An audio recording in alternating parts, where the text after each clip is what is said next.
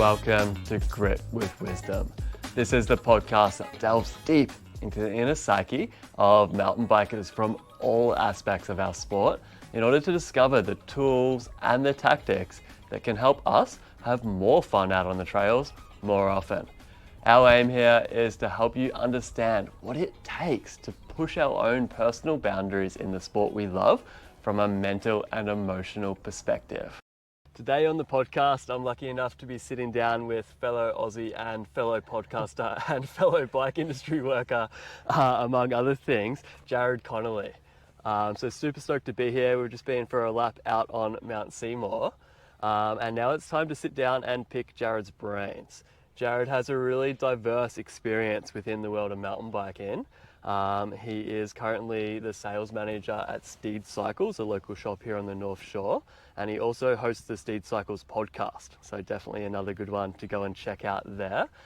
Among that, Jarrad is also a racer, a mountain bike coach, and an avid enthusiast that loves all things bikes. He has a real emphasis on keeping it fun rather than solely relying on fancy equipment. So I'm super excited to pick his brains. Jarrad, what did I miss there? I don't know, I think you got it pretty good. It's one of the best intros I think I've ever had. It's a pleasure. I'm keen to get into it. Let's take it right back to the start. One thing I didn't mention there, you're originally from Newcastle on the central coast of Australia. Yep. Let's talk about your childhood. I know bikes from an early age. Yeah, so I think I got my first bike when I was around 2 years old.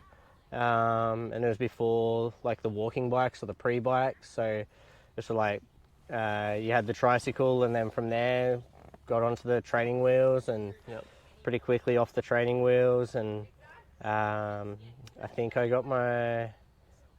started racing BMX when I was about 4 years old. Wow, there you go. I was one of those little kids that you see riding around and like struggling to get over the jumps, and dad chasing me down the track. And then I think I was about 5 or 6 and I got my first motorcycle. Man, that's fantastic.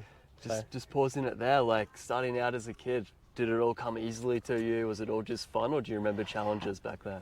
I don't know. I think it was pretty fun. I was like, where we grew up, we were pretty lucky. We grew up in a cul-de-sac, which I think is a Canadian term as well. I think so. Yeah, I used to call them courts. Yeah, exactly. Like just a dead-end street, and across the road there was another family. So I have 2 younger brothers. Across the road there was a family with like 4 kids and 3 boys, and all very similar ages. They grew up racing BMX at quite a high level, so it was always a competition on the street. And then over the years of growing up, there was multiple families in and out, so pretty much every day after school it was a bike race on the street of some description, or for Christmas we're getting shovels. But yeah, I think like overall I don't really remember any sort of major issues, I don't know. I don't think there was any challenges as such. It was more just fun. Totally, yeah. It sounds like you're just embracing the sport, kind of, getting at anything you could. So then you got a motorcycle when you were 6? Yeah, so Dad was a big motorcycle fan and motorsport fan, and I guess that's what drew us in that direction. And got a little 50cc bike and sort of jumped into that, and sort of started racing a couple of years after that, and sort of gave away the BMX racing to race motorcycles. And it was just all in at that point. And 2 brothers and dad racing, and then mum being in the like canteen and the score tower, and it was all in every weekend just about. So. Yeah, what a fantastic way to grow up. Yeah. That's right, and we were chatting about it on our ride there, like such a fantastic base to have now that you're a mountain biker. Yeah, definitely, and I think like you see that a lot. Like a perfect example is Aaron Gwynn, obviously coming from a fairly high level motocross background as a kid and transferring over to the mountain bikes. Totally. But you see it in both directions now. There's a lot of motorcycle races going back to cycling to race, and for sure, yeah, so much crossover there and so much we can learn from each different sport. Definitely. That's right. And then like fast forward to today, you live in here on the North Shore. Yep. You've also been here for around 4 or 5 years, I believe. Yeah, it'll be I think it's 5 years in August now. So Man, that's fantastic. yeah. And was it mountain biking that first drew you here? Yeah, pretty much. I think like I got to the point on the Central Coast of sort of feeling the ceiling a little bit, and got to the point with racing and being competitive of not wanting to sort of give it up as such, but to take a step back and focus more on coaching and just enjoying riding. So I moved over here when I was 28, and just sort of wanted to take a little bit more easy, and obviously being so close to Whistler and then the legend of the North Shore. Oh yeah. That really drew me here, and from that point it's just taken off. It's crazy. It's so cool, man. Yeah, so many good reasons to move here and even more reasons to stay, right? Yeah, exactly, and that's it. Like the whole goal originally was to be here for 2 years and go back to Australia and see what happened, but before the 2 years was up, I sort of knew I needed to stay for a lot longer and go from there. Yeah, it's crazy. Like we were saying when we first met a couple of months ago, there's so many parallels between your story and mine. Because you're over here pretty similar time. Exactly, similar timing, and yeah, you're even talking there about like, oh, before my work visa was even up, I started to apply for permanent residency. It's exactly the same for me. Man, that's awesome. And you mentioned there kind of, back on the Central Coast, doing lots of racing, maybe wanting to take a bit of a step back and get further into the coaching. Let's chat a little bit about your coaching history down there. Yeah, so I think I've always been one to want to share my knowledge with anybody that will listen, I guess is the best way to describe it. So like within the group of people I grew up racing with, I had a lot of really good coaches racing motorcycles. I even like attributed some of it to like my own dad. He's a really good sort of leader and instructor and things. So there's a lot of that. And then a couple of friends needed some help with different bits and pieces. So started like just openly coaching them without any sort of formal training or just going off my own knowledge. And then they sort of pushed me into getting the accreditations and getting like further, I guess, into the business side of things. And yeah, it slowly progressed from being just like a friend that would offer advice when asked, and then to the point where I linked up with the local club and they really helped me get all my accreditations through Cycling Australia, and it just grew to the point where I could have almost gone full-time as a coach. Wow.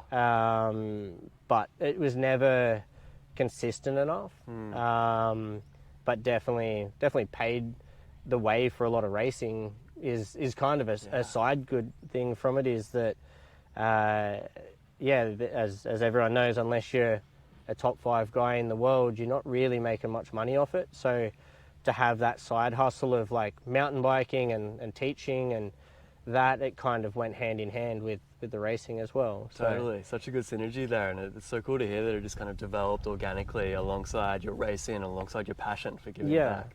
So it was really good in that sense. Man, that's rad. And were you mainly kind of coaching kids that were up and coming in the racing scene, or was it just beginner riders? To be honest, everybody. I had a couple of kids that were like, everyone from, I'm trying to think now, like kids all the way through from 12, 13-year-olds. I had a couple of like national BMX champs. I had a couple of sort of elite level races, which was always very interesting with those guys and girls, I should say, just because a lot of the time I would be racing against them, and days and months leading up to it, I would be trying to get them to go as fast as they could go. But then on the day of, I would have to be like competitor as well as coach. So there was always this weird balance of like, I need to give them every chance that they can be to be the best. And if I find a fast line or a fast technique down a certain section of trail, I would share it with them. But then that would also be like counterintuitive of like working of like in my own results. Yeah. So that's where the balance started to change, was when I worked out that like I could do that and not feel, I guess, bad for sharing my own knowledge and I guess like making everyone the best that they could be, and then yeah, all the way through to some older generation and things like that. So it's pretty good. Man, that's such an interesting dynamic. Like, yeah, coaching your competition. Yeah, literally. But I love that. It's such like an open and healthy way of sharing. I think almost like seeing them as teammates rather than competition. Yeah, and that's definitely the way it sort of played out. And yeah, I don't know. I always feel like with a race like that, any sort of timed event, you're racing the clock at the end of the day. So if you can make someone else better, then it's not really going to affect your result. It's not like they're going to come and take you out in a turn or something like that. They're not going to affect your overall race. So it sort of... Totally. Focus on what you can do to be the fastest racer. Yeah, and exactly. If you can bring other people up along the way, that's great. Yeah, exactly right. And that's fantastic. So you're there, you know, giving your students line choices, kind of giving them loads of information, loads of tips. I'm curious, is there one thing that comes to mind when I ask you, have you ever learnt anything from a student? Yes. There's definitely been a lot.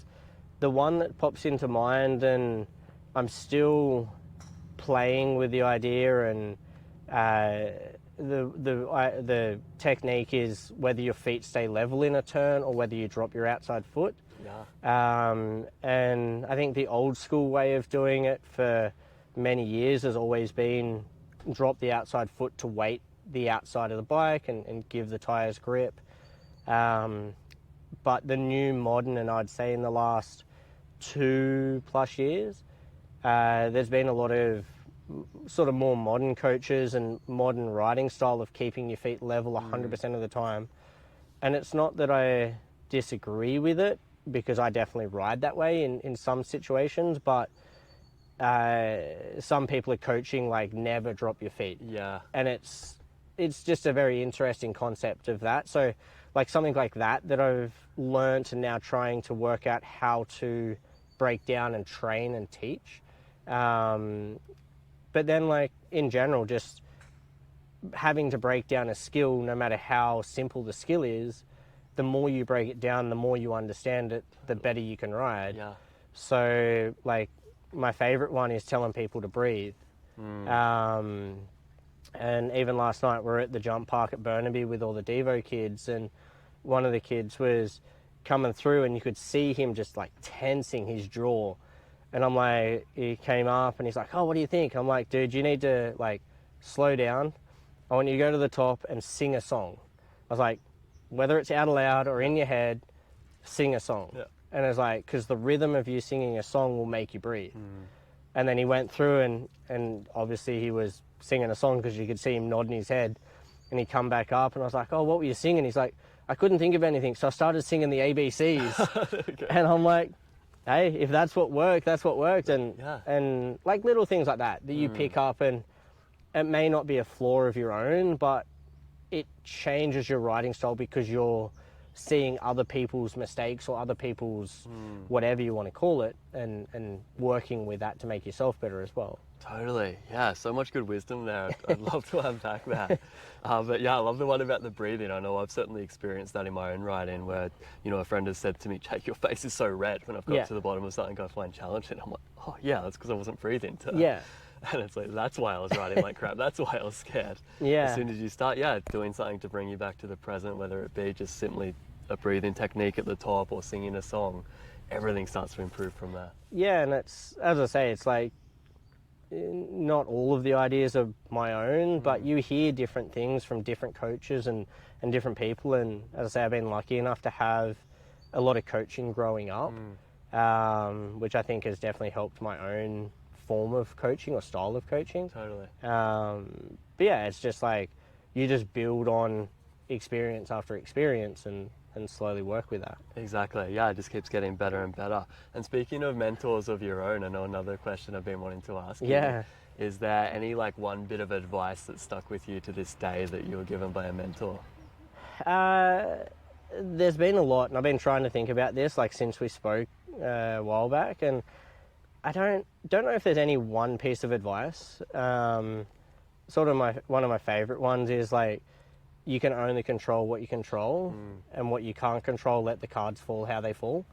So it's sort of like, if you can prepare everything in as far advance as you can get, and I've written like blog posts and all sorts of things about this, and it's always like, set out a plan of like what you need to do, how far out it needs to be, whether it's like taking your bike to the shop to get serviced a month in advance, or like getting certain items, or going to the shops to buy all of your food, or if you need to prep food, or whatever it is. Like, literally don't leave anything to the last minute, and then that way you are the most prepared you can be. Even like we were talking earlier about the fiver, for instance. Yeah. So we've got a fiver tonight. So it's a local race here on the North Shore. A bit of a fun social one. But, so like I tell get a little competitive. Yeah, but I like tell everyone it's a $5 burger and beer with a free race. Exactly. To give an idea of how low key this race is. But they release the course. It's an enduro race. They release the course 2 days in advance or something along those lines. I went and rode the course yesterday morning just to sort of pre-ride the course. And I kind of got a bit of slack from that from a few different people. And I was like, well, I'm going there to throw myself down the mountain as fast as I can go, whether it's a low key or a high key race. And I want to be as safe as possible. So I don't want to come around the corner in the red zone and all of a sudden there's an exposed rock that wasn't there 2 weeks ago that I've forgotten about. So it's sort of being prepared in that sense is massive. And then at the end of the day, if you get a flat tire or something out of your control, then so be it. Like, it's going to happen, and you can't be upset by that as long as you've done everything you can to execute that. So totally, yeah, almost like removing as many of the unknowns as possible. Yeah. So that we can just focus on the task at hand, and we're not there guessing about like, oh, what's this corner like coming up ahead? What's that feature like? Oh man, it's dustier than I thought today. All of these things. Yeah, so I think like, sure, like we ride these trails all the time, and as we say, it's like a very low stressful, low issue race, but there's also a safety factor involved in that, and being comfortable, and at the end of the day, everyone's there to go as good as they can go. Yeah. I don't know anyone that turns up to pay for a race that doesn't want to do well. And anybody that says that, I think, is lying. Totally, yeah. You can make a race as low key as you want, but it's still a race. Yeah, the concept is still like go fast from A to B. Yeah, like if you said to me, I'll race you to that tree, I'm going to run as fast as I can run to beat you. Like, and I know people talk about not being competitive, but we're all human. Yeah. We all want to do the best we can do. Yeah, I think if you signed up for that race, you may not be like competitive as in like, I want to beat you today, Jarrad. Yeah. But I might be like, I want to go a little bit faster than I usually go. Yeah, exactly. And that's the other thing, like I've learned, I guess, from different people, is like a win may be a 5th place, or it may be a 30th place, or it may be just PBing your time is a win at the end of the day. Or even just completing the race. So there's so many different ways to look at what an actual win is, as long as it's such a personal thing. Totally. So, yeah. And how would you say like your mindset differs? Like we just went for just a really fun casual ride there. It was pretty relaxed. Yeah. How would you say your mindset differs when you do go into that competition zone? I think over the years it's changed a lot. But I think how do I explain it? Like, with a competition, it's always obviously you want to be as focused and as calm as possible, and you want to try and line up as many things, and going back to what I just said then, is like being as prepared as possible. Like if I turned up today and for whatever reason I forgot my knee pads or whatever it is, like as long as I can still wear a helmet and ride my bike, I'm going to go ride my bike. Totally. If I just may not ride as fast is the thing, or take as many risks. But if I turned up to a race and I'm like, I need certain things to make myself feel comfortable, then that's like those preparation points. But it also depends on the race as well. So like the fiver tonight, pretty casual. Once again, like if something happens where I may get, I don't know, whatever, like knock on wood, a flat tire, or I fall or something like that, I'm not going to be too bummed about it. Yeah. But if I went and spent $200 on an entry to like a national level race, there's going to be a lot more preparation. There's going to be more bike preparation. There's going to be all of this. So there's maybe the day of is less of a change, but the preparation before, mindset-wise, is different. So more preparation depending on how much you care about that race. Exactly, and even like right down to the way I eat food, or what I had for dinner the night before, or if I have a beer the night before, or, you know, like, there's all of that I think changes on the level of the stress of the race, I guess. For sure, yeah, that's great. And maybe for people listening here, and even for myself, I don't know too much about your racing history, but I'd love to dial things back a little bit. I know you were racing from a young age, doing motocross, and then got right into mountain bike racing back on the central coast of Australia there. Yeah. Tell us about that. Is there any highlights, any favourite races you did down there? Yeah, so I sort of like grew up racing motorcycles and got to a fairly competitive point with that. And then unfortunately, just as I was about to turn like what they class as senior, or go into the open sort of age group, which is going from 16 to 17, I crashed racing in a stadium in supercross racing. And dislocated my hip. And like I always rode bicycles while racing motorcycles. And then from that point, started training again on a mountain bike. Okay. Realized how accessible mountain biking was comparative to motorcycle racing. So mountain biking was a bit of like a rehab thing for the hip injury. Yeah, exactly. And that's where that sort of transition started. And then got invited out. I was on a dirt jump bike essentially, like to start with, and got invited out to a downhill race and did fairly well, and then slowly progressed onto a dual suspension and then into downhill bikes and things. And so I did that for quite a few years, and I'd say I was sort of like a top 25, sort of between 25th and sort of maybe, not quite top 15, but like outside of that top 15 area. Totally. In Australia. And then it just got to the point where I was in the gym multiple times a week, doing shuttles or push runs multiple times a week, and then riding on the weekend, and like doing everything I could physically do to be the best I could be, and never really breaking that next level. And then slowly progressed over into the marathon cross-country side, started hanging out with more people that were doing that, and kind of got convinced to come on a couple of rides, and realised the effort I was putting into the downhill, I could be quite a good marathon cross-country guy. And I think at that stage I had a lot of mental strength from that. Yeah, that's fantastic. So having the background of the motocross and the downhill racing, so having a really solid skill set. Yeah. And then going and pushing on like an endurance circuit or a cross-country circuit. Yeah, and I think like my skill sets as a technique-wise, racing cross-country, I very rarely would ride above maybe 80% of like a skill technique-wise.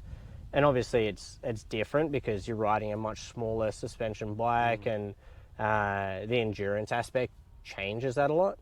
But I felt like I could get to a lot of races and ride anything on a cross-country track without really thinking too hard, which I think helped a lot in that, because I could relax mentally and then focus on like just pushing through that pain of the endurance. So, and the mental strength there, was that something you had to like consciously nurture and work on as you were doing your training, or was that something that kind of came naturally to you? So I think, anybody that's training as much as we were training, like, should be training on their mental side of things.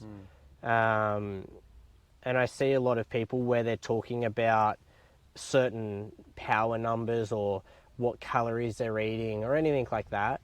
And I'm like, that's all good and well until you get to the race and you're completely brain fried because you, haven't worked on something in particular, and then you're worried about this number or whatever. And I've seen it many times, like even some of my really good friends, like we would be sitting at the top of a downhill run at a national level race, and we'd be in the finals and both qualified fairly well. Like, as I say, a lot of the time, top 25, top 20 qualifying in Australia, and they'd be sitting up there and I'd be sitting there just like chilling and talking to people and things like that. And then they'd be in the corner just like playing and tearing up leaves because they're so worried about this 3-minute run.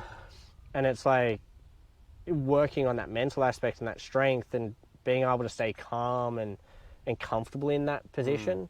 Yeah, like I think I definitely worked on it a lot to be able to get to that point though. Yeah, it's huge, isn't it? Like that mental aspect allows us to use all the physical training and all the Yeah. skills we've developed Yeah, over exactly. the years. But it's a tricky one, you know, because it is up in the abstract. Like I think a lot of people get stuck with the like, okay, like I understand it's important to train some mental skills to train my mind, but how do I do that? So I'm curious for you, like how did that play out? So we did, one of my favorite things that we did, and whether it was mental training or whatever, but it was a really interesting one that when I was working with my personal trainer with the downhill side of things, I always wore a heart rate monitor, and I was one of the only guys I know of at the time wearing a heart rate monitor. It was sort of 2010 to somewhere in that area. And when we were in the gym, one of the things we did was get on a stationary bike, start warming up and doing all the rest of the activities. But for a downhill run, like I would average sort of 180 heart rate for 3 minutes, and then max out at like just over 200 or around the 200 mark is where I'd max out a lot of the time. So when your heart rate's at that height, you're not getting much oxygen to the brain. And then going back to being in the gym, we sort of controlled the environment. So being on a spin bike, all of that would get my heart rate up to where that 180 to 185. And then he'd show me a piece of paper where he'd written a combination of letters, or he might have drawn like a trail with a rock and a tree or something. Okay. And then he'd show me the thing for 5 seconds. I'd have to look at it, and then he'd hide it, and then I'd sprint for maybe 30 seconds. So my heart rate would max out. Yeah. And then he would ask me questions while I'm sprinting to then force me to think about things. So he might be like, what was the third letter on the second line? And then I'd have to think about what was on the paper while still sprinting at my max to build that sort of ability to think at a high level of heart rate. Yeah. That's a really, really interesting technique. Yeah, and I don't know, there'd be a lot of people that may be laughing and sitting back and being sort of like, I don't know if that's the right way to do things as experts in that field. And I don't know, I think it worked for me, but for me, it makes sense. I think there's no right or wrong. It's just like you're talking about different pedal positions in corners before. I don't think either of one of those is right, neither one of those is wrong. It's also dependent on the corner, and same with the mental stuff. It's dependent on you. Like, how's your brain work, and what are you actually trying to achieve? But it makes sense. Like, so often, you know, we can visualize a trail so much in our mind beforehand. We can do breathing exercises while we're sitting on the couch and our heart rate's at rest in. Yeah. But how well does our brain work when we're mentally and physically fatigued at the bottom of a downhill run? Yeah, so we decided to test that. So like perfect thing is like what was it? It was like 190. I could think clearly and say, like, you'd ask me a bunch of questions and we could talk like this within reason, obviously breathing pretty hard, but still talk pretty comfortably. 195, I couldn't remember. Was it my phone number? I think I couldn't remember my phone number, and I'd had that for like 10 years at that point. So I couldn't even remember that. And then at almost 200, I couldn't remember the house number that I grew up in. And at that point, I was still living there. And the number was 12. So I couldn't even remember that at 200. Right. And then at just over 200, I think they call it whiteout, which is where you don't get enough blood and oxygen to your brain. And then you sort of essentially pass out. And then you come to quite quickly, obviously, as soon as you start, or you stop exercising. And I sort of woke up and he had his hands holding my shoulders. And luckily enough, the bike that we had a freewheel on it. So I didn't get thrown over the bars like you would on some of the bikes. Yeah. But it was a really interesting test to be like, how far can we push my heart rate before I can't make like obvious conversational decisions? And that gave us a really good sort of limit of how hard I needed to push, and almost a mental, okay, I can push to this point before it becomes dangerous to ride a mountain bike as fast as you can ride it. And then when you then transfer that back to the trail, I knew when I was getting close to that limit. So there was a trail or a track very locally that had probably a 20-second sprint, and you would enter the sprint at 50 kilometers an hour off quite a fast run in, and then literally do the Mick Hanna speed tuck and pedal. And at the end of it, like, my heart rate was in the high 190s. And then you're going from that back into steep single track. And then you got to, like, take a deep breath, refocus, and go all at whatever speed we're doing. So there's a lot of that I think when you talk mentally, it's still a physical thing that you're trying to control. Yeah, that's such a good metric there, having that. And I think, like you touched on there, such a good way of showing how intertwined both our mental state and our physical state is. Yeah. So, you know, often we're doing, you know, hill sprints and we're doing our training in the gym, we think we're training ourselves physically. But in an essence too, if we can get fitter and you can have maybe a 10 beats lower heart rate per second or per minute, on a race run, your brain's actually going to work better as well. You're going to be sharper. Yeah, and one of my favorite sayings on things like that is, it's like, this is a character building ride. And it's like, you're going through a world of hurt, you're just hating life, and you get to the end of the ride and it's like a type 2 fun, and you get to the end, you're like, oh, I did that. I know I can do that now. And then from then on, like, it becomes easier to do that same thing. Totally, yeah. So. I like that saying. And what I like as well is, like, just how much character does one need? Yeah. I often say that to myself when I get myself into situations I didn't intend to be in. I don't know. Yeah. A long day out in the saddle. And it kind of leads right into something we were chatting about on our ride then. We're talking about this idea of having, like, a dark spot in a race. Yeah. Can you speak on, like, what does that mean for you? So I guess, like, when I was doing a lot of the marathon racing, and I did a lot of 7 and 12-hour solo events, and even a couple of, like, team 24-hour events and things like that, you would get to a point throughout the race where you just were in a bad place mentally. Never ever, like, I don't know, you might hear people talk about how they're, like, wanting to ride off the side of the trail and just disappear for a little while. And luckily I never let myself do that, but you have those thoughts, and you hear about people just, like, being overwhelmed with emotion. And I would always apologize if we're doing a lapped event. So there was a lot of races I did that it was it might have been a 45-minute-ish lap, and you'd race for 7 hours. So you'd see your pits, I don't know, up to 12, 13 times or something like that. And I'd always apologize to the people that were feeding me at the time. I'm like, at some point in the next 7 hours, I'm going to come through absolutely angry. And I'm like, I may say something, and I promise I don't mean it. And it's like, yeah, there's been so many times where it's like that. And once again, like, you go through them so many times, and then I think those dark stages get shorter and shorter and shorter, and you know that as long as you continuously move forwards, that it gets better. And I think that, like, relates back to my personal life now, that if I'm struggling with something in life, I just have to get that one next step. Totally. And as soon as I get to that next step, I just need to take one more step. And eventually, as long as I've got the focus on getting back to being a good situation, it's going to happen. Totally.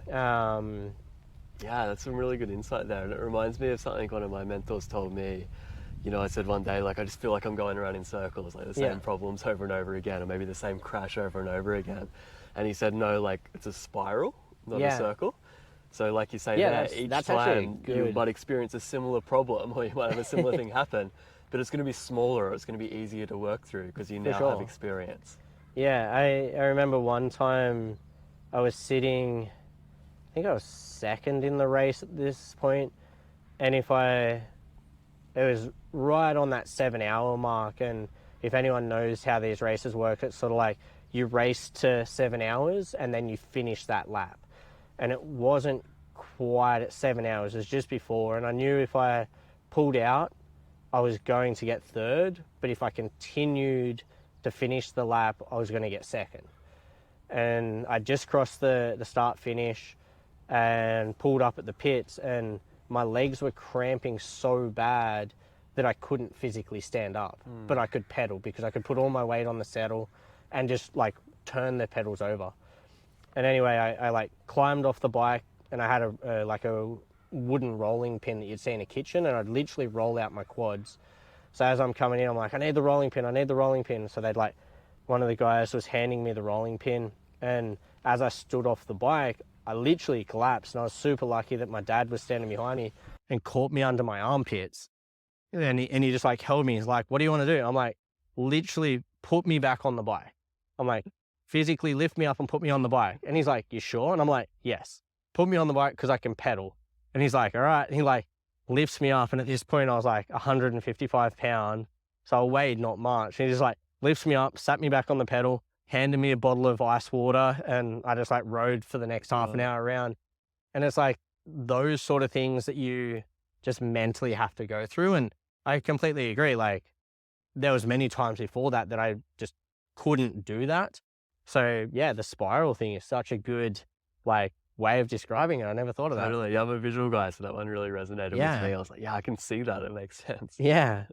Sure. Another thing I wanted to touch on here, you talked about the idea before of, being in a race run, maybe we've got extended hard bits of trail. We might have a steep bit into a rooty bit, into a rock roll, into a chute. I know something I struggle with, and a lot of the students I work with, is when we put them all together and there's not necessarily any easy bits to stop and catch your breath and refocus in between.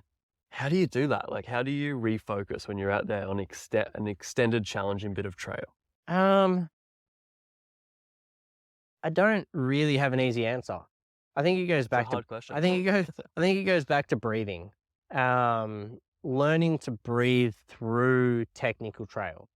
So, and as I say, like anybody that struggles with breathing through technical trail, and anybody that's done any coaching with me will know I get you to sing.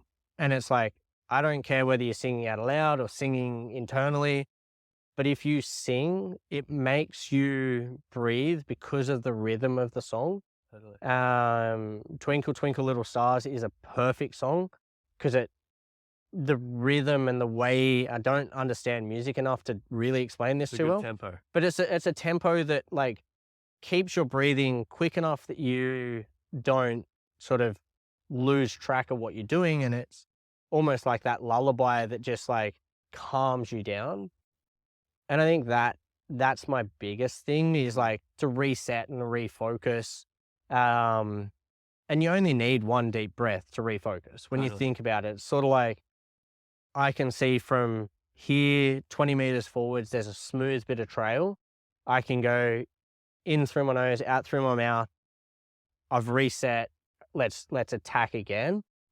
And yeah, like we were talking about it, the race tonight is like 7D into John Deere, which I think is going to be probably close to a 7 to 8 minute stage for the faster guys. And it's like, if you're on the limit for that long with the amount of pedaling, you need to take a breath, or like learn to like release your arms, or like literally wiggle your fingers, or whatever it may be. Like just look for those sections of trail. And if you can pre-write it, that gives you those areas to know where you can do that. Totally. Yeah, like I remember, I think it was Nathan Rennie, if anyone remembers Nathan Rennie from way back in the day, him talking about how a bunch of guys were just cruising down the course and blowing up turns. And he's like, in practice, you need to go this section of trail as fast as you can ride, so you know what gear you're going to be in.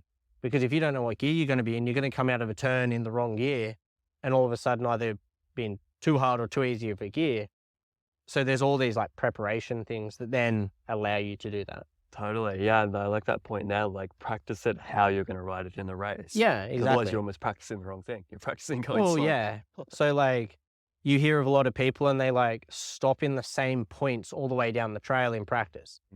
And you get into the habit, and then you go put a full race run together, and all of a sudden 30 seconds into the trail, your first pit stops past you. Yeah. And then you get a minute and a half into the trail, and then your second pit stop passes you. And all of a sudden you're like, when am I going to stop? Totally. Versus if you randomly stop along the trail in different sections throughout practice, it gives you different ideas of the speed that you're traveling. I see what you're saying. So you're not necessarily going out and doing continuous laps in your No, training, not necessarily. but you are continuously riding through every different section by mixing up your rest. Yeah, exactly I right. like that. That's a good tactic. And I wanted to go back there. We were talking about, taking breaths and ways of riding continuous hard trail. I'm curious, when you're practicing this or when you're practicing it with a student rider out there, are you going to the particular section of trail that's giving them issues, or are you kind of practicing breathing on other stuff first? Depends on how advanced they are as a rider. Yeah, like I think if I've never coached or ridden with the person, I'll probably go to an easier section of trail and critique their technique first. So then when they get to the technical bit of trail, that technique is already correct.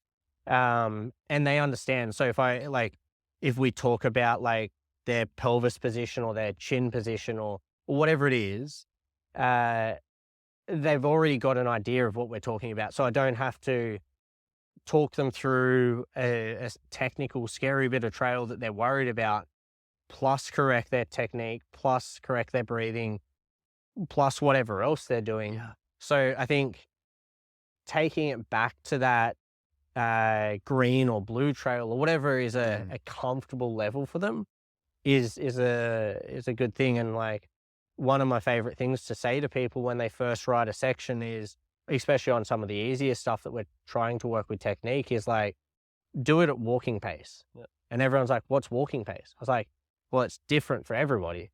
Walking pace is whatever you feel comfortable doing, and you can then do everything at that same speed. So maybe like looking at where you need to be, breathing, there's like so many variables in there. But if you slow it down to walking pace, you can then do all of those properly versus doing it at flat out or running pace. You know what I mean? Yeah. Yeah, being there on the other end of the scale when you're in a section of trail that's already taking up so much of your mental energy because it's challenging for you. Yeah. And then you try and think about changing your technique or doing something new, and it's like, it's just not going to happen. It's No. mental overload. Yeah. So yeah, that's really, really sound technique there. And another thing I wanted to talk about with you is this idea of like putting yourself in uncomfortable situations as a way of mental training. Yeah. So I think the reason like I really like that is I had a conversation with one of the guys at work and about anxiety, and he suffers sort of from like, I guess, social anxiety. I don't know enough about how all of that works, and I don't have a degree in any of this. So obviously it's all open advice more than actual fact. But it's sort of the way I describe it to people is put yourself in controlled, stressful situations. So then when you get to uncontrolled, stressful situations, you feel comfortable. And the way I describe that is like any competition is a controlled, stressful situation. So it may be a school test, whatever the thing is that makes you stress out, a race, whatever. But at any point you can pull out and there's very little complication. So as I say, like you may be going, I don't know, let's just pick a random thing, and it's like you've got a 100-kilometer race and you get 60 Ks in and you're like cramping, you're seeing stars. If you pull out, at the end of the day, it's going to have zero impact on the rest of your life. But you've understood how to push to that point. If you continue pushing through that and you succeed to get to that 100, then awesome. Like that's going to build that confidence within.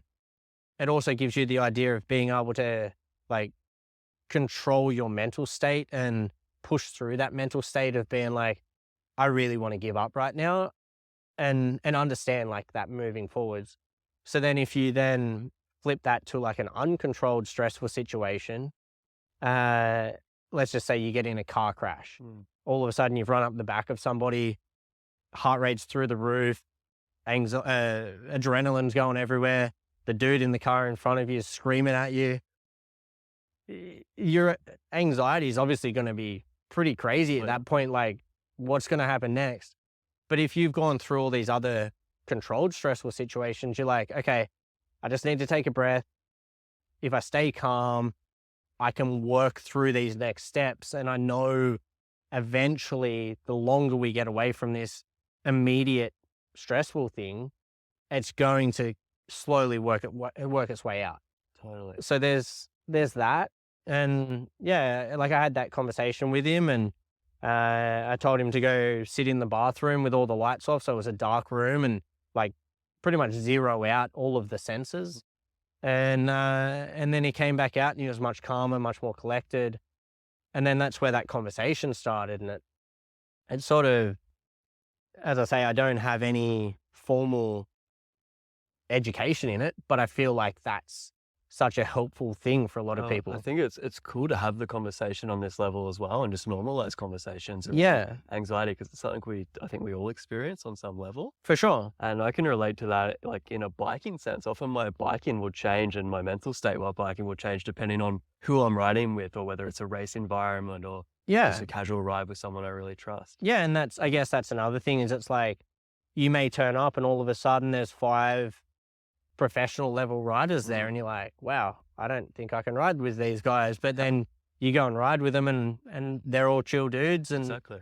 go from there. And it's something I've spoken about on this podcast before, but it's something I've experienced, being lucky enough to ride with people from all walks of life. Quite often I'm riding with people that are up here compared to me.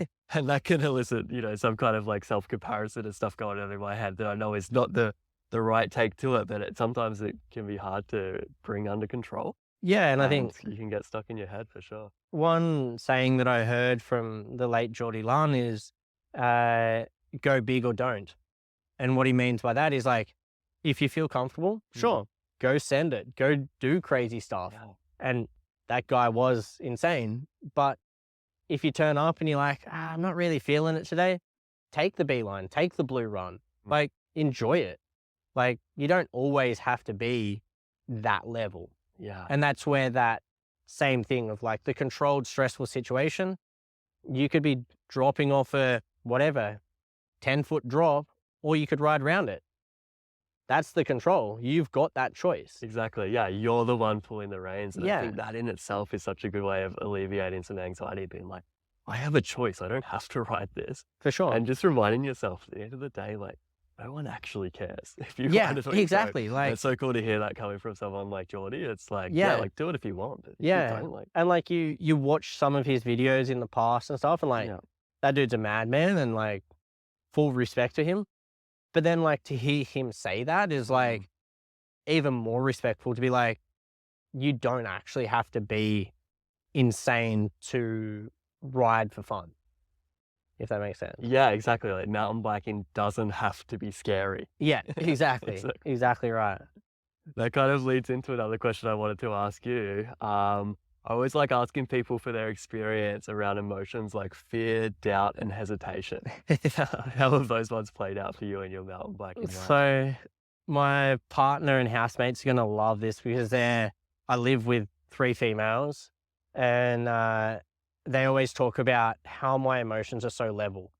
And I always joke that I'm a +2, -2 guy. Okay. And then there's like a range of +10, -10. And I think like it's unnatural not to have fear. It's unnatural not to have anxiety. And I think like anybody that's like, oh, I don't have fear in this, is either lying or there's something crazy going on in their head. It can be a dangerous place to be. Like, Yeah, exactly. I think it's very healthy to have all of those. And I think it's also very healthy to admit to having those, and like being open to being able to, like, I don't even know how to explain it other than, just being able to go, I don't feel good on this, or being able to walk away from something that maybe somebody else has done, or there's pressure from yourself or whoever to do it, and be like, yeah, this isn't going to do anything more for me other than a bragging right. And then go from there. So I think it's like healthy to respect those emotions.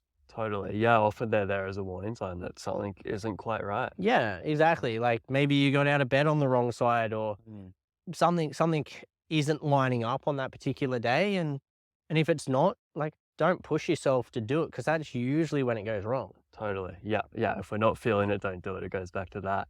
And for you, how do you kind of, or do you have a bit of a checklist where that will help you kind of guide, you know, yes, I can do this. I just need to get into the right headspace. I'm going to do it. Or like, no, I'm going to listen to my intuition and not do it, even though there's no clear reason for me not to do it today that you can. I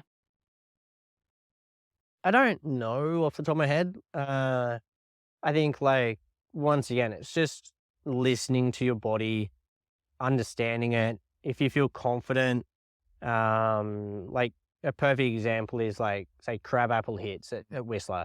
They're massive jumps. Yeah. Like, to put it politely, they're pretty big jumps. And it's like, I know physically I'm capable of doing them, but every year I turn up and I have to go look at them, walk through it, watch somebody hit them. And it's just like, once again, that preparation that you go into, and it's sort of like, okay, I've looked at them. They looked like they were last year. I've watched somebody do it. They're either pedaling here or they're not pedaling here, or they've gone this far off this jump, or whatever it may be. So there's like all these different, as you say, I guess, checkpoints, but I think it just differs for different things. Yeah. Yeah, I think just knowing your capability and knowing when to pull out is Totally. yeah. I don't know if there's an easy way to answer that. No, there's not. It's a difficult question. That's why I like to ask it. I think that's a great answer. I think it goes back to, like you're saying there, the preparation. That's your checklist each time. And I like your point there of, like, even though you've hit them before, each time you'll kind of see, okay, how's it running today? How's the wind? Where are people pedaling? Yeah, You're checking it each time, and then you're listening to your intuition. So I think that kind of switch comes with experience, and maybe to your point before, putting yourself in controlled, stressful situations. yeah, To exactly. use your words, so that you can trust your own judgment, your own choices there. It's fantastic. And I'm curious, this can be, at any time throughout your mountain biking career, but what's been one of your biggest challenges on the bike? I don't know, and the reason for that is I think I attack everything as best as possible. Fantastic. I think probably one of the biggest challenges was I dislocated my hip for a second time on a mountain bike, Oh, which completely medically had zero to do with the first time. It was just an uncanny crash that I had. And I was on crutches for 3 months, and then, like, coming back, I had really bad drop foot, which, if anyone understands that, what that is, it's you can't lift your toes up, like flex them up. And then, like, all the physio and just, like, rebuilding myself from being sort of a top 10 guy for marathon cross country in Australia back to that again. So, like, almost, I think I was off the bike for 4 months, and for the best part of 3 months, I was sitting around on a couch. So you just lose so much in that sense, in the way of fitness and all of that. So I'd say that was probably one of the biggest things. But totally. I don't know, like, I feel like it's such a hard thing that the challenge or anything like that is, there's just, every time there's a challenge, you try and work through it. And it's like that problem solving of what the issue is. And once you get through it, then you know how to try and do it again Totally. and go from there. Yeah, it's that thing, isn't it? Like, once we get through that one challenge, we think we're done, but nope, Yeah, there's there's always going another to be one. another challenge. So Yeah.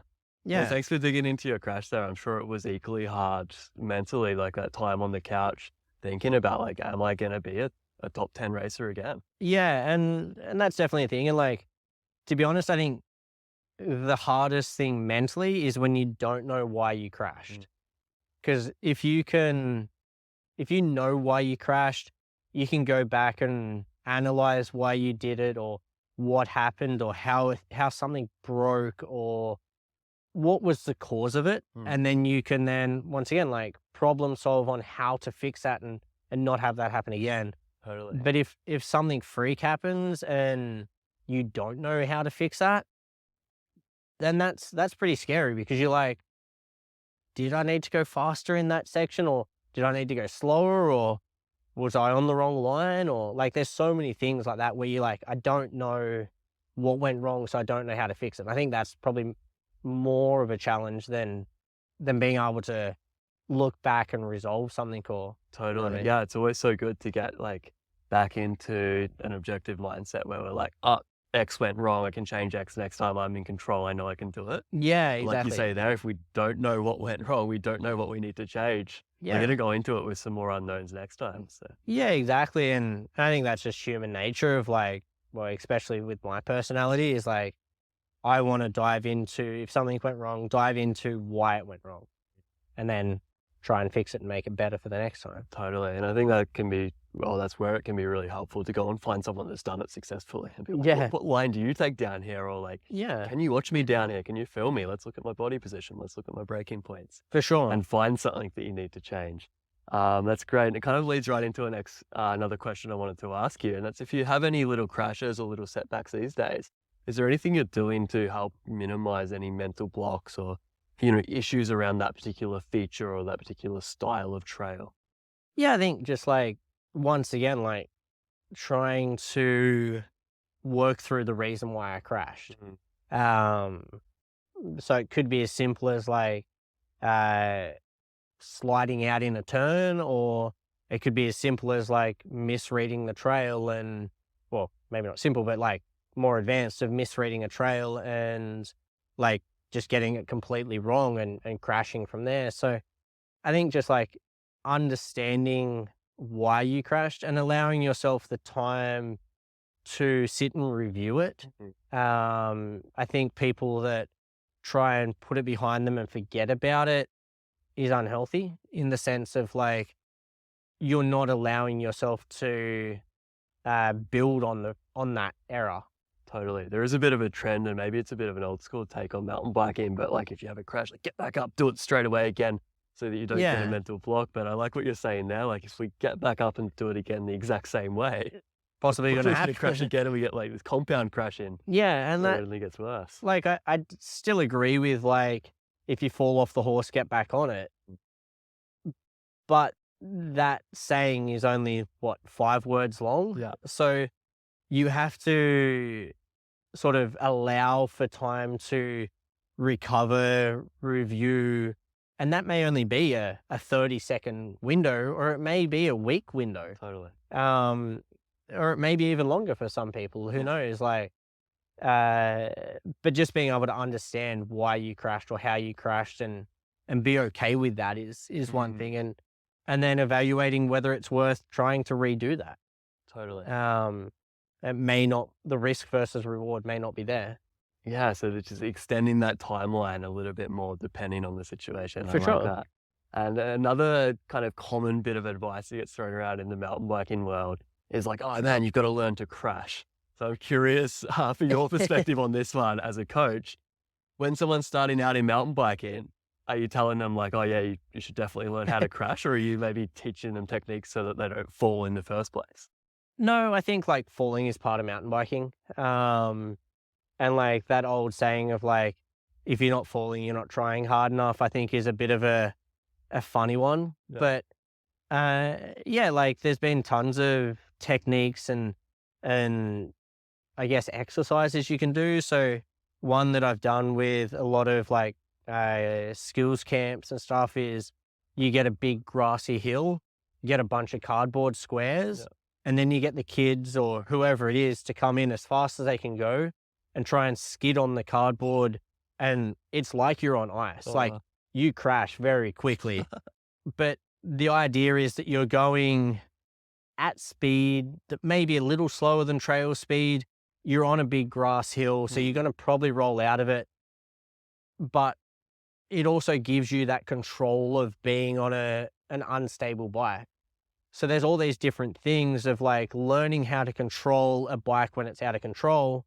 But then if it's too far out of control, how do you crash and stop the bike? Like, how do you turn that bike into the ground so it's not going to be a violent crash, I guess is the best way to describe it, and learn how to roll out of that. And like you put on an old set of clothes and go from there. And Totally. I do believe that like you watch the guys in like jiu-jitsu and all of those MMA stuff, like they get thrown on the ground pretty hard, but they seem to be able to roll out of it.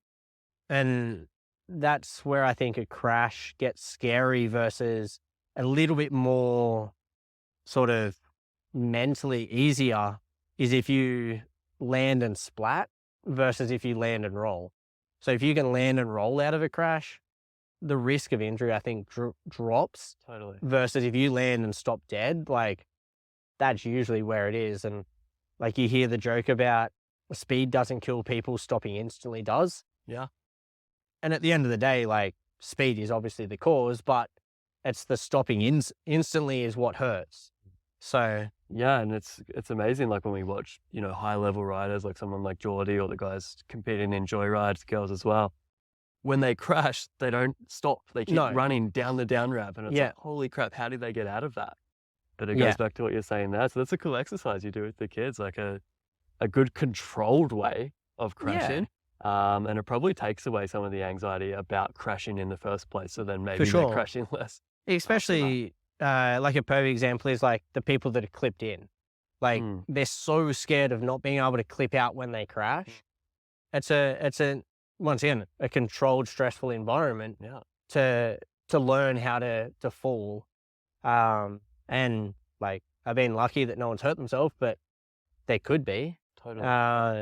So yeah. Yeah, that's a good one, isn't it? I get that one with riders a lot as well when they're trying out clips for the first time. And something I always love to do is find somewhere like this park that we're filming in that has lots of trees. It's nice and grassy, nice and flat. Yeah. And I'll put a cone out like 2 meters before the tree and say, right, you're going to stop there and unclip. Yeah. But if for some reason you can't unclip, keep rolling forward and touch the tree. Hold on to the tree, and like 9 times out of 10, they're going to unclip just before the tree and it's going to be fine. Yeah. But we're taking away some of the unknowns and it's also grassy. Exactly. So they happen to do it. So it's like learn how to unclip before you're on the trails. And that way you're not freaking about trying to get out of your pedals when you're on a trail that challenges you. Yeah, definitely. Good stuff, man.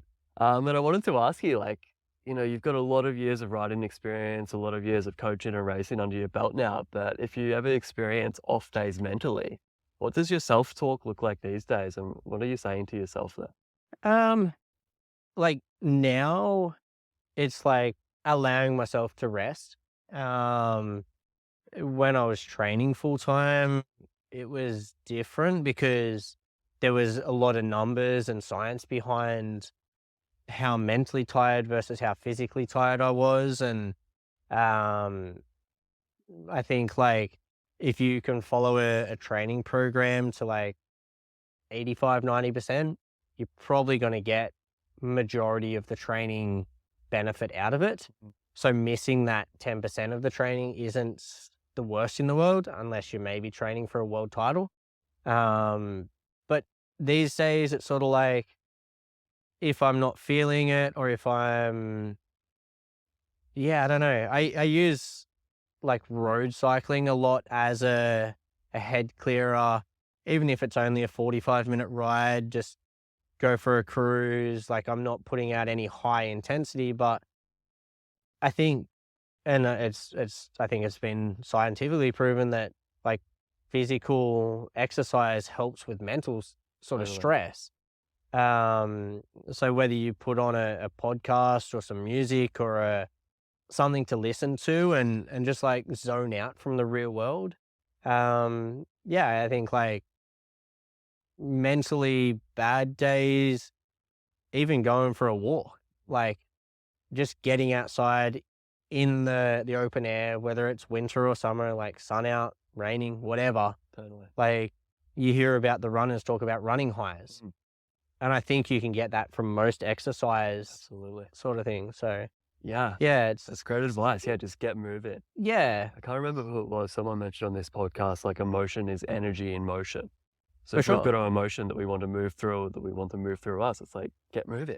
Yeah, and that's be a walk, a ride, a road bike. I've not heard that before, but same thing. Like one of my coaches used to say, if you don't feel like riding, make that decision 5 minutes into the ride. Because I can guarantee you 9 times out of 10, if you're 5 minutes into the ride, you're going to continue riding versus turn around and come home. Totally. And if you still want to come home after riding for 5 minutes, then it's probably good to come home and go back to bed.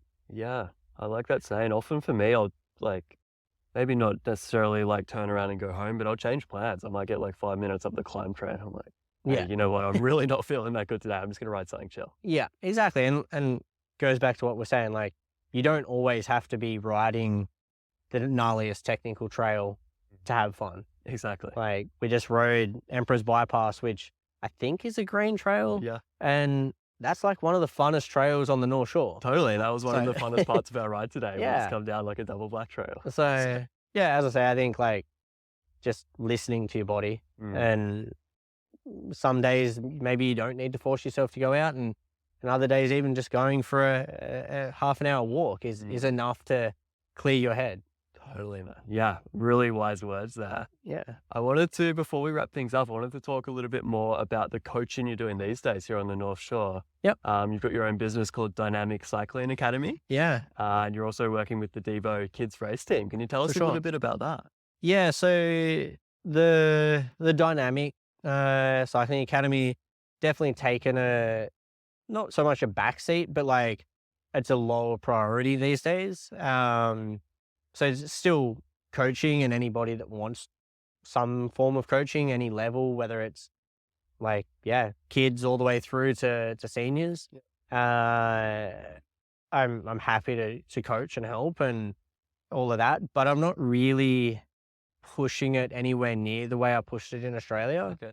And then, with the DEVO kids, it's that same thing. It's like, I feel very rewarded when you see, or when you can help one of the kids succeed. So like a few of the kids I'm working with are like BC level athletes. A couple of them have got national level titles. Like there's a bunch of kids that I've worked with through DEVO that have now gone on to do big things. And it's pretty rewarding in that sense. And that's fantastic, man. Yeah. And what's one of the biggest things you find yourself kind of teaching, or biggest bits of advice that you give into these kids? Just how to relax. And I think with these kids, a lot of them, I'm lucky enough to be with more of the advanced groups, and some of the older kids. So sort of 14 to 17, I guess is the range. They're all very capable riders. So it's more getting them to understand why they do what they do. So it might be that we're climbing a technical climb, and then asking them how they did it, or asking them why they slid further forwards on the saddle, or what the reason for the gear choice was, or something like that, that makes them think about it. So then when they get to another section of trail that they may never have ridden, they're like, okay, I can see this feature, and this feature, which is very similar to Trail X. I now know what I need to do to break that apart.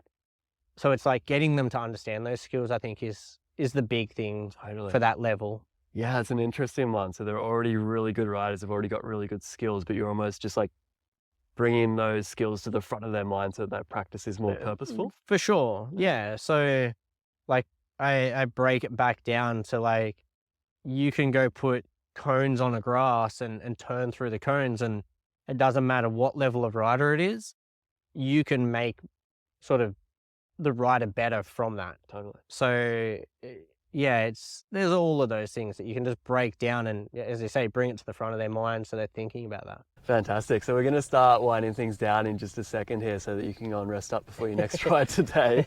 But I wanted to ask there just on the idea of coaching. When you're working with these young riders, these racers, how do you go about setting goals with them?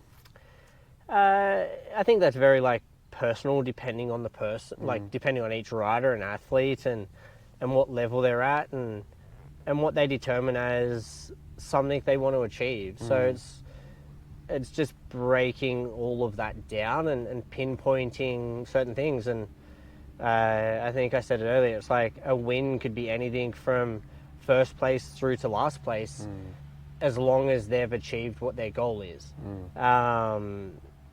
And it's just like setting realistic goals. Like, I know tomorrow I'm not going to go out and win a world title, but I can go out and achieve X. And it's just making sure that what the goal is a reach, but a close enough reach that it can be achieved. I don't know. It's so independent of the rider and what they're wanting to achieve, and it may be that they just want to be able to get from the top of Trail X to the bottom without putting a foot down. Yeah. And that's a win, and Totally. that's a goal that's achievable. Or it may be that they want to go and win and represent BC, you know what I mean? Like, there's so many different things, but it just, depends on what they want from their riding and their whether it's a career or whatever. Yeah, totally, like where that motivation's coming from. Yeah. And I love that idea of, making sure it's achievable as well. Yeah, I think, like, it definitely needs to be a reach, because if all of a sudden you can do it instantly, I don't think it's really a goal that needs to be set. Yeah, it's not going to be But- very fun for us to go and chase if it's too easily attainable. Yeah, so there needs sure. to be a reach of some description to get to that point, but you also don't want to put it out of reach and then you're chasing it for years. Yeah, it's that whole idea of like our goal should stretch us, Yeah. but maybe not stress us. Yeah, and then I guess like there's a difference as well. Like there may be stepping stones to that goal. So it may be that one day you want to be a world champion, but what are those stepping stones to get to that point? Totally. Is it that you need to then go and win like a provincial title, and then from that you aim to winning nationally, Yeah. and then from that you work out what you need to do to get into the world circuit and so on. And I like that. Yeah, going back to like, what do I need to do? Breaking it down into smaller steps. yeah, exactly. Yeah. Man, that's fantastic. Really, really wise advice there. I've loved this conversation. Couple of kind of open-ended questions to finish off here. I wanted to ask you, is there anyone that you look up to in the mountain biking world? In the mountain biking world, I think there's a lot of different guys. Obviously, Sam Hill is a big guy that I've always looked up to. That's fantastic. What about Sam in particular? Sam's always been that sort of quietly confident person, and I think in his heyday of downhill, he'll always come off a little bit, I don't know what the right word is, but like just quiet and not wanting to talk to anyone, almost elitist, I guess. Yeah. But I think that's just his personality. Like, he knew what the line was, how he was going to ride it, and he didn't need to ask questions. And I think like that is so cool to be able to just like be confident but not rub it in everyone's face. Like, as much as I respect and love Sean Palmer, like standing at the bottom of the downhill track giving Vulios the finger because he beat him, like, as much as that's pretty badass, I don't have that personality. Yeah. Maybe when I have a few beers I get that way, but generally speaking, I try and stay as humble as possible, and I think Sam's much like that. Yeah. And then like Jarrad Graves is the other guy. That guy is a beast, and I've been lucky enough to like ride and stay and race with Jarrad enough times, and everything he does is to the maximum of his ability. Whether it's like racing downhill, racing full cross, racing cross country. He was Queensland state road champion at one stage. Like, the dude is an absolute animal, and his ability to transition from all of these different disciplines and still stay at the top. Like, he turned up and raced enduro and won an enduro world title, and it's like, he's pretty much won everything. He raced in the Olympics, like the top 8 in the Olympics, you know, It's like, unreal, eh? so I think like his ability to like transition and always be finding that next thing that's going to drive him to continue riding bikes. And like anybody that knows me, it's like when you ask what bike I ride, I'm like, anything I can get my hands on. Such a good And answer. it's like, I don't care whether I'm racing at the track, in the velodrome, racing cross country, racing, or I should just be saying riding, to be honest, but like literally any form of riding, I'm down to go and do. So I think it's just like such a cool thing to watch him be able to do and be able to relate to that of some degree. Totally, man. Yeah, such a cool person to look up to. Yeah. Man, this has been such a fantastic chat. Thoroughly enjoyed it. Thank you so much for taking the time to come for a ride with me and then sit down in the park here and have a chat today. Yeah, no problems. If there's one thing you hope listeners learn or remember from this conversation, what would it be? I think the biggest thing is, two things. One, if you can have a good relationship with your parents and get a respectful relationship with your parents, I think that's made my life very open and good, and my conversation with them is so good. I can literally tell them about anything in my life, whether it's, you name a topic and we've talked about it. And I think that just gives me such a good area to be able to bounce ideas off and have that, and they've supported me in so many different things. So giving that respect back and understanding what they've gone through and sacrificed for you as a child to be able to succeed in life, I think is a big thing. And then getting out there and riding your bike because you can ride your bike. So like one of the sayings I heard was, you don't have to do it, you get to do it. Like there's many people out there that don't have the ability to ride a bike or don't have the ability to even own a bike. Totally. So you get to do this, you don't have to do it, so go and enjoy it. So I think is like the two big key factors for me. Yeah, man, that's fantastic. Ending it with gratitude. I love it. Yeah. Dude, thank you so much. Best of luck for the 5er tonight. Yeah, thank you. I'm sure it'll be a blast. It will be. It will be. See you on the trails again soon. Yeah, for sure. Cheers. What's up, guys? Just one more thing before you hit the trails. If you enjoyed this podcast, please be sure to subscribe and don't be a stranger. I'd love to hear from you about any topics or any particular episodes that you enjoyed, and even about any guests that you'd like to hear me have on the show in the future. You can find me on Instagram at _mind_mountain. This podcast, mountain biking, and mindset are all things that are very close to my heart, so I feel super grateful to be able to share these conversations with you. So much love to you all for taking the time to listen. I'll see you next time.